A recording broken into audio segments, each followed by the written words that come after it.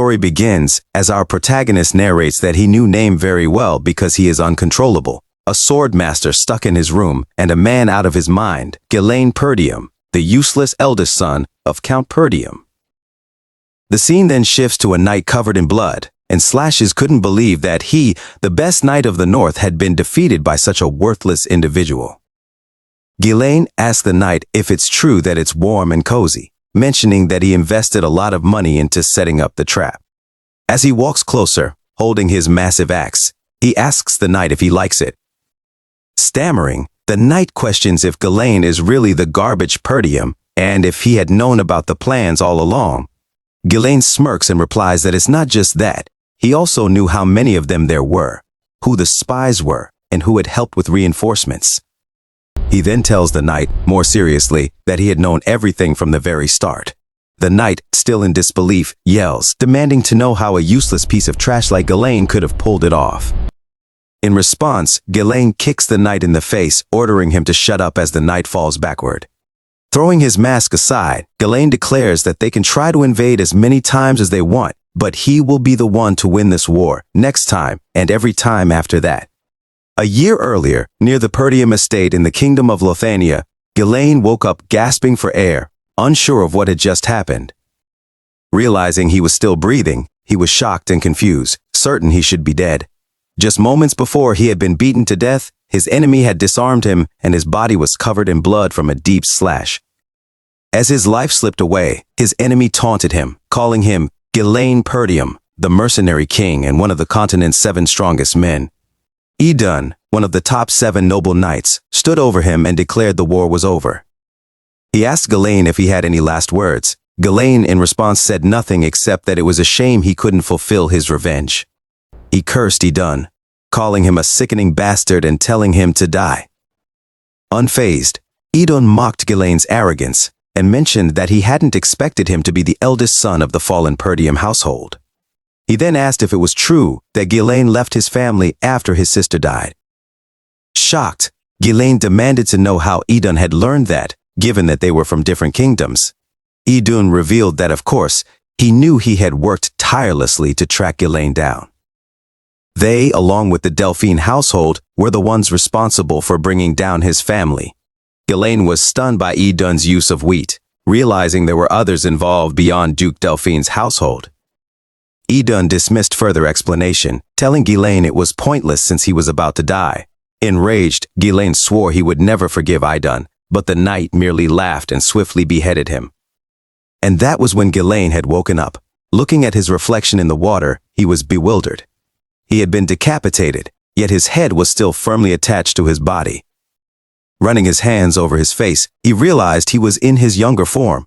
Gazing around, he wondered if he had been captured and used in some experiment by mages. Furious, he swore that those arrogant bastards would regret keeping him alive. Suddenly, someone rushed into the tent, calling him young master. It was Ricardo, a soldier of the Perdium household, who told him to come out, knowing he was awake. Before Ricardo could say more, Ghislaine drew his blade, holding it near Ricardo's throat. He threatened to spare his life if he answered his questions, or perhaps not, glaring at him with fury. Ricardo, sweating in fear and confusion, sighed in frustration and asked Ghislaine if he didn't think this was crossing the line. Ghislaine was baffled by Ricardo's response, wondering why Ricardo wasn't reacting more fearfully to his threat. Stuttering, Ghislaine asked Ricardo what he was talking about. Ricardo pushed him away, shouting that Ghislaine had worn himself out with a tantrum earlier and then fallen asleep. Shocked, Ghislaine yelled, asking if he had really done that. Ricardo, exasperated, reminded him that he had thrown a fit about leading the group to raid the orcs. And now he was acting as if he'd forgotten everything after just taking a nap. Ghislaine asks Ricardo what he means by orcs, if he really threw a tantrum, and what kind of nonsense that is. Ricardo, however, just grabs the bag and chest from the floor, telling Ghislaine to gather his things because people are waiting. Confused, Ghislaine asks where they are going. As Ricardo walks past him, he replies that they're heading to the Perdium estate. Ghislaine is shocked, grabbing Ricardo and shouting for him to repeat himself, which only increases Ricardo's confusion. Ghislaine then asks if he means the fallen Perdium estate. Stepping outside, Ghislaine sees the estate for himself. He's stunned. It truly is the Perdium estate, standing just as it had before, even though he remembered it being reduced to ashes. Ricardo, noticing his shock, quietly asks if he had a nightmare and warns him that if Count Perdium hears him calling their estate fallen, he could be in serious trouble. Ghislaine pinches his face tightly, trying to see if he's dreaming, but the pain confirms that this is real. Then, looking at his younger reflection in the estate in its original state, Ghislaine begins to suspect he's traveled back in time. He recalls how his younger self had resented the household, how his immaturity, born from feelings of inferiority, led to countless troubles. Over time, the household began to avoid him, and unable to bear the criticism, he ran away. Several years later, he had become a mercenary, surviving countless battles and gaining fame and skill. He eventually returned to Pertium, hoping to atone for his past mistakes, but by then, the estate had been destroyed, and he had lost everything. But now, it was all still here, and everyone he had lost was still alive. A smile crept across his face. He could hardly believe it. He wanted to sing for joy, but he knew it was too early to celebrate. He then turns to Ricardo, recalling that he had mentioned a raid on the orcs. Ghislaine realizes that this day can't be forgotten. He remembers it all too well. It was the day that most of the raid squad would die. In his past life, he had joined the raid, eager to make a name for himself. The report had claimed there were only 3 orcs, and he thought it would be a simple task, even though he had no experience commanding a squad. But when they arrived, they found more than 20 orcs waiting. His stubbornness and inexperience had cost them dearly, as almost everyone in the squad had died. As Ghislaine straps his armor on, he reassures himself that this time should be different. After all, the orcs didn't use any special tactics, they just overwhelmed them with numbers. The real problem, he knew, was whether anyone would trust him, since most people thought of him as a useless brat. Suddenly, the tower ahead was destroyed, crashing to the ground before him. One of the knights shouted that the orcs were already attacking, and huge orcs with axes were charging toward the camp. Ghislaine was surprised. They arrived even faster than in his past life. The orcs easily cut down the knights who tried to stop them, causing the rest to flee in terror. A commander's voice ordered the knights to form up, and Skaven, the squad commander, ran forward, shouting for everyone not to panic and to form a defensive line. But before Skaven could reach the front, one of the orcs charged at him, knocking him off balance. Skaven quickly realized they had been ambushed while unprepared, and there were far more orcs than expected. At this rate, everyone would be slaughtered. Just then, someone shouted a warning, and Skaven looked back, seeing an orc behind him. Ghislaine dashed forward at full speed, grabbed Skaven by the shoulder, and shoved him aside. Skaven, shocked and confused, watched as the tantrum-throwing young master swung his sword at the orc, who was about to bring down its axe. Ghislaine struck the orc's hand before the axe could hit, then, with a single swing, severed half the orc's arm. Skaven and the knights stood frozen in disbelief. The orc screamed in agony and collapsed to the ground. Ghislaine, shaking the blood off his sword, cursed under his breath. He was frustrated that he couldn't use mana, and wished he had returned to the past sooner. He walked toward Skaven, asking if he was right and assuming Skaven was the commander. Then, he ordered Skaven to hand over command to him. Skaven, still stunned, apologized and stammered that he didn't understand what Ghislaine was asking for. Ghislaine clarified with a sharp edge in his voice he wanted the commander's authority. Skaven knew Ghislaine was an idiot. But asking for the right to command when the lives of their soldiers were on the line was out of line. Skaven stood up and firmly replied, "He can't," which shocked Ghislaine. He demanded to know what Skaven meant by that. As Skaven walked forward, he asked if Ghislaine thought this was some kind of game, explaining that even if he was the young master, he couldn't give up the authority given to him by the Lord so easily. Ghislaine was irritated, but deep down, he knew he would have reacted the same way if an inexperienced idiot had asked him to hand over command. Just then, another orc appeared, charging straight toward them. Skaven rushed to the front, shouting for Ghislaine to fall back, claiming that he'd handle it and that Ghislaine was too inexperienced to lead. Ghislaine, however, swung his sword backward, muttering that he had no choice. He then hurled it forward. Fortunately, Skaven tilted his head just in time to avoid the blade. Furious, Skaven grabbed Ghislaine's shirt, shouting at him, "What do you think you're doing?" Before Ghislaine could respond, a pained scream caught Skaven's attention. He turned to see the orc lying dead on the ground, Ghislaine's sword buried deep in its skull. Skavan was stunned. He couldn't believe Ghislaine had managed to strike the orc in its weak spot. Ghislaine asked Skavan if he was right in assuming he was the commander, then added, "If he know what the most important thing in battle is." He glanced at the knights, trembling in fear as they faced the rampaging orcs. Ghislaine continued, "There's no hope in winning a battle when your troops are filled with fear. They need to gain momentum." Without waiting for a response, Ghislaine dashed forward, grabs the sword on the orc's head. Moving with incredible speed, he leapt toward the orcs, landing directly on the head of the lead orc, his sword piercing through its skull. Everyone was stunned. As he pulled his sword out, Ghislaine taunted the orcs, telling them to come at him. He then shouted that he'll kill every last one of them. Furious, the orcs charged at him in a rage, but Ghislaine met them head-on.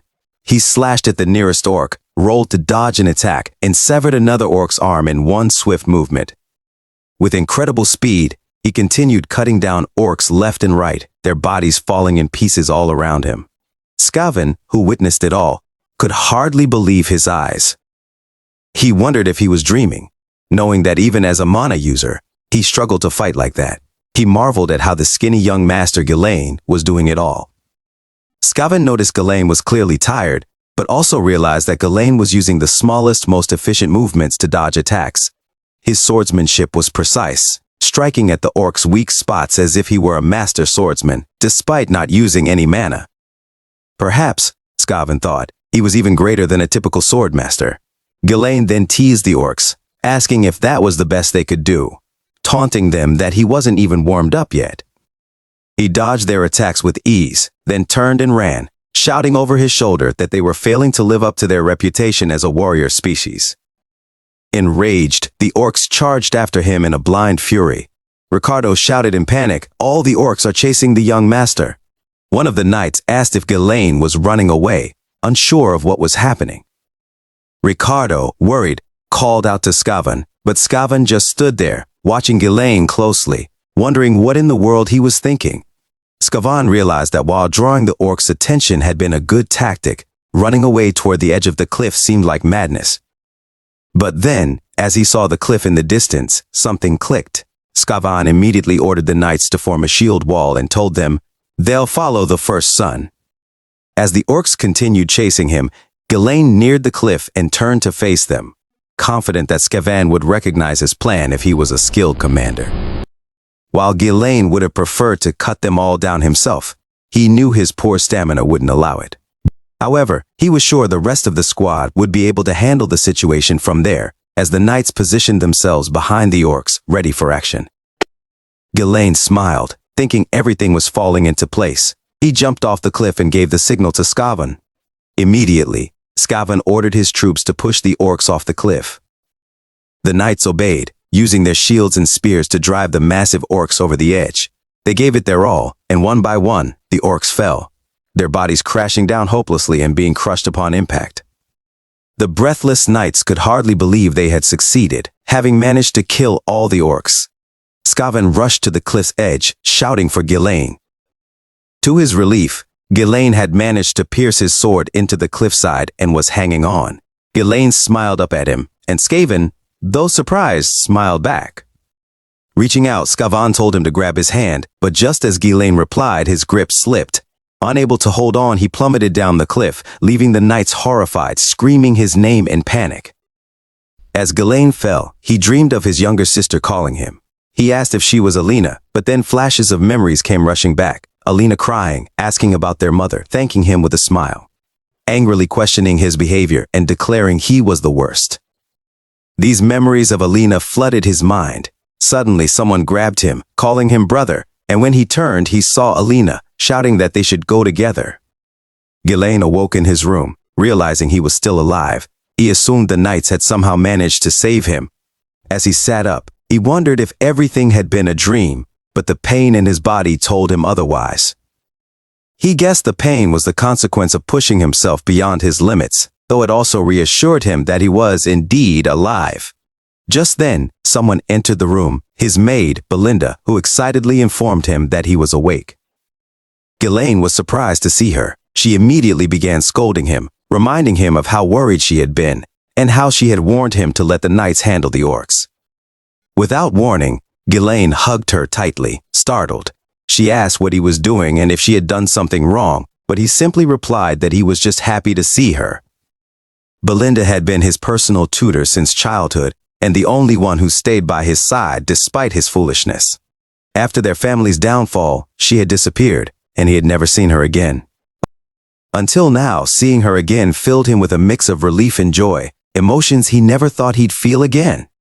Belinda, however, was confused, asking why he was so happy when they saw each other every day. Ghislaine realized he needed to tell her the truth. He explained that a catastrophe would soon strike Perdium, shocking her. She asked what he was talking about, to which he replied that he had died and come back to life. However, Belinda playfully dismissed his claim, teasing him that it was probably just the orcs that almost killed him. Ghislaine tried to clarify, but she shifted the conversation, pointing out that he, not Perdium, was the one in greater danger. She then launched into a lecture about all the things he had done wrong, making Ghislaine realize she didn't believe him at all. Accepting that convincing her was futile, he gave up on the subject. Belinda then asked what he was going to do if he was too injured to attend the upcoming festival.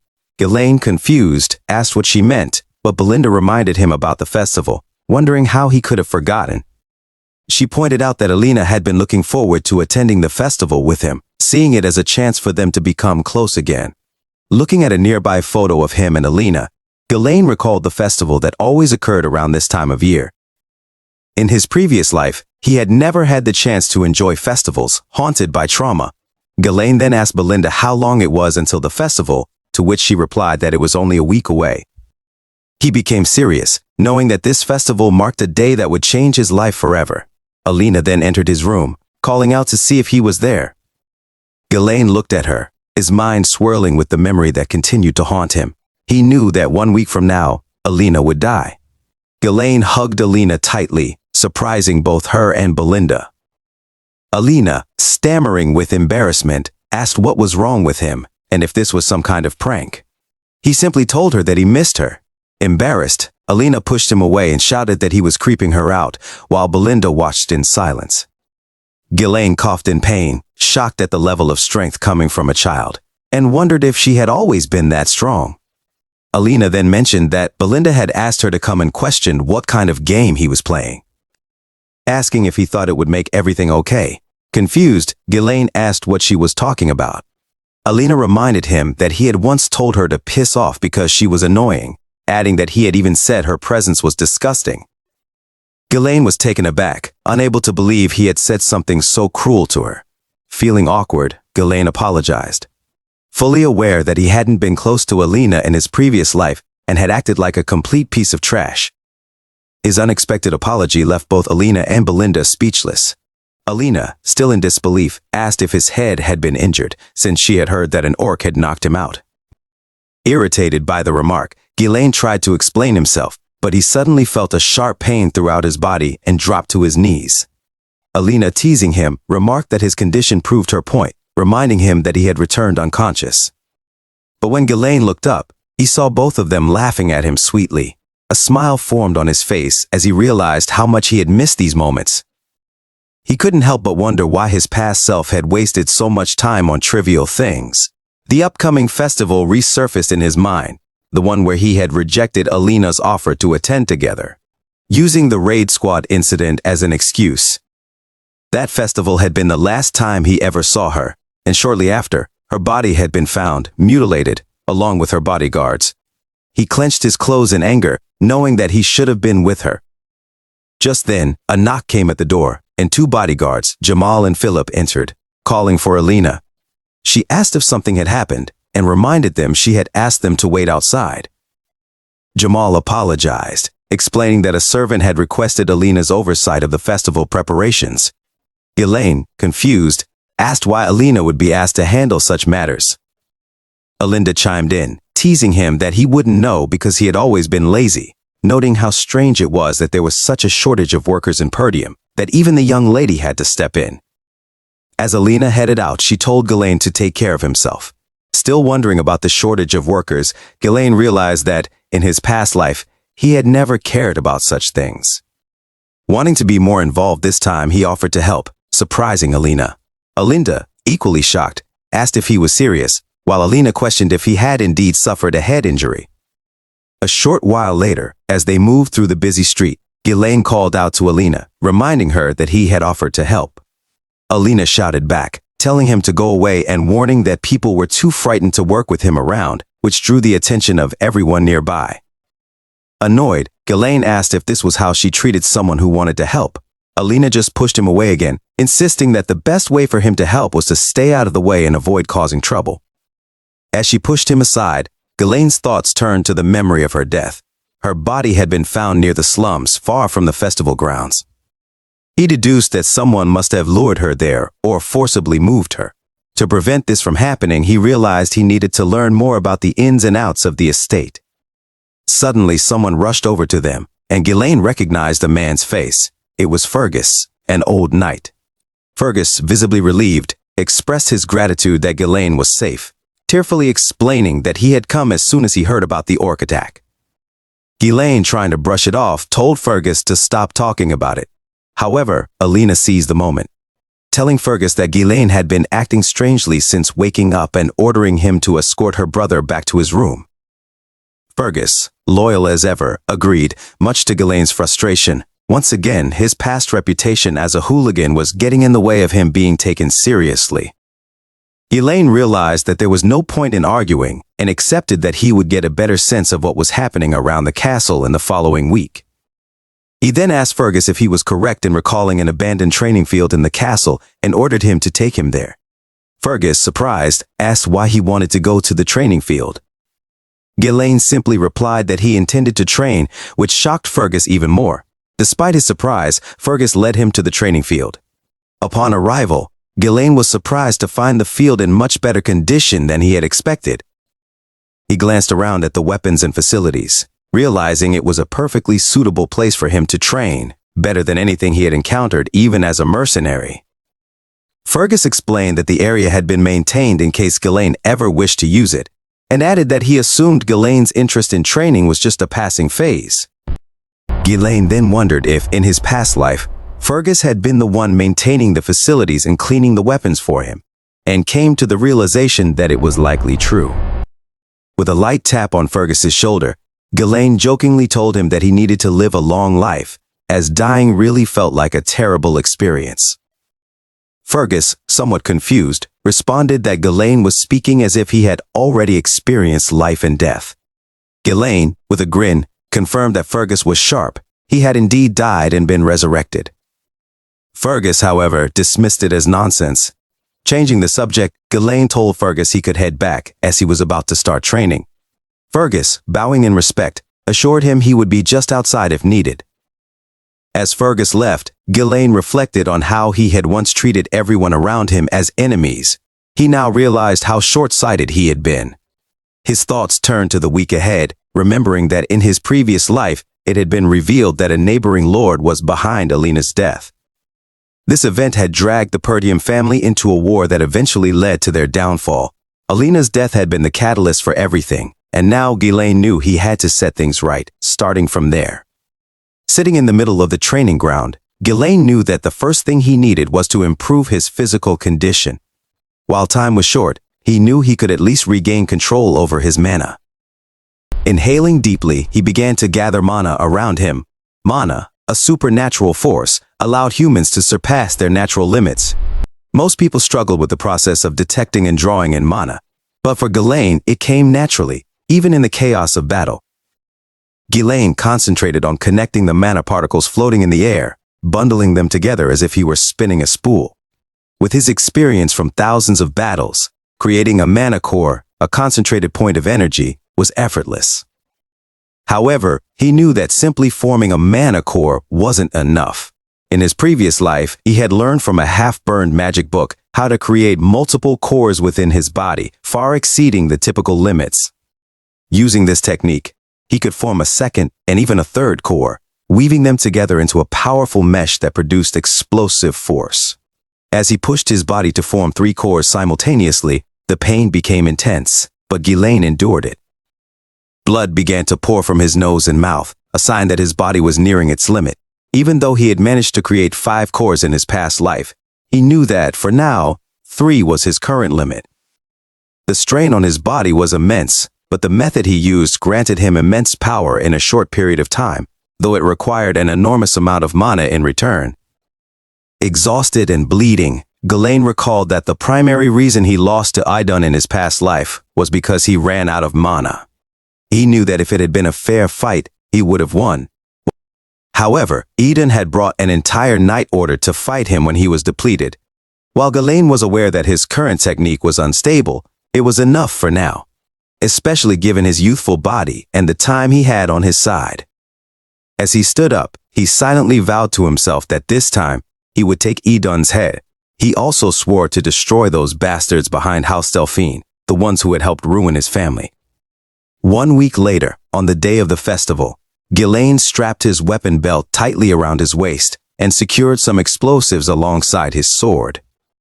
As he stepped into the streets where the festival was in full swing, Alina spotted him and was taken aback. She expressed her surprise that he had actually come, noting that he had never attended such events before. When she asked what had changed, he simply replied that, as a member of the Perchim family, he should attend festivals from time to time. Alina observed that he had been acting strangely lately, adding that she had heard he had done nothing but train all week. Ghislaine brushed it off, asking what was so unusual about the next in line of a nightly family training. Alina reminded him that he hadn't cared about such things before, and pointed out that he had once complained about their father, even saying that he wished to be the Lord already. Her words hit him hard. However, she then cheerfully turned around and told him she liked the way he was now, as it reminded her of the olden. Ghislaine remained silent, staring at her while reflecting on what he had realized over the past week. His actions had changed, and as a result, his interactions with people and the course of events were beginning to shift as well.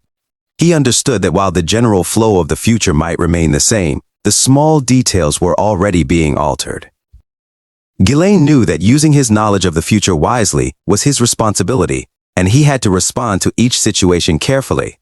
Reassuring himself, he touched the explosives on his belt, confirming that his preparations were complete.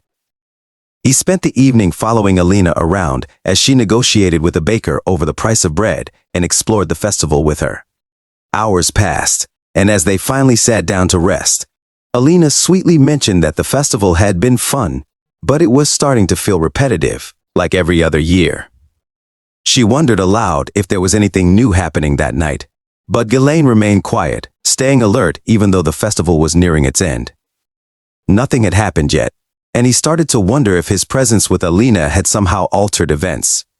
But then, someone approached Alina, asking if she wanted to check out other areas. Ghislaine's attention sharpened. Jamal, one of their house's bodyguards, suggested to Alina that, according to a friend, there were new events happening elsewhere and asked if she wanted to see them. Alina, excited by the idea, agreed and followed Jamal, saying it had better be fun. As Ghislaine watched them, a cold realization hit him. It was them, the traitors of their house. Alina's escort knights, Jamal and Philip, were among the most trusted knights in the feud, having protected her since childhood. It was known that, in his past life, they were killed while defending Alina. A moment later, they arrived at their destination. Jamal cheerfully informed Alina that they had arrived. But the place was desolate. Nothing but destroyed stalls and abandoned houses surrounded them. Alina looked around in disappointment, questioning what it was, and expressing doubt that there would be a performance in such a rundown area. Jamal responded that they probably weren't ready yet, and he was sure people would arrive soon.